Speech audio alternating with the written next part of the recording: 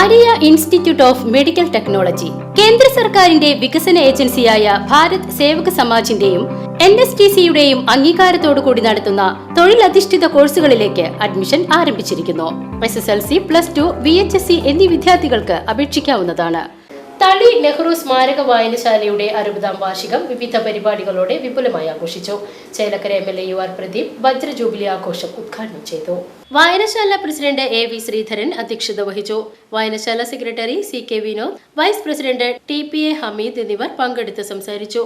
വരവൂർ ഗ്രാമപഞ്ചായത്ത് അംഗം CU അബൂബക്കർ, മുൻ ബ്ലോക്ക് പഞ്ചായത്ത് അംഗം KM ഹനീഫ, മുൻ ഗ്രാമപഞ്ചായത്ത് അംഗം PV Vapputty, TK Sankaran master എന്നിവർ സംസാരിച്ചു. ചടങ്ങിൽ വിവിധ മേഖലകളിൽപ്പെട്ട വ്യക്തികൾക്ക് ആദരവ് നൽകി. SSLC, +2 വിജയികളെ അനുമോദിച്ചു. കൂടാതെ വായനശാലയിൽ നടക്കുന്ന കരാട്ടെ ബാച്ചിലെ കുട്ടികളെ അനുമോദിച്ചു.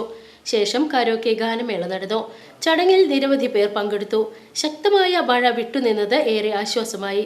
വജ്ര ജൂബിലിയുടെ ഭാഗമായി നിരവധി പേരെ പങ്കെടുപ്പിച്ചുകൊണ്ട് വനിതാ സംഗമവും നടത്തിയിരുന്നു. VCV ന്യൂസ്, തളി.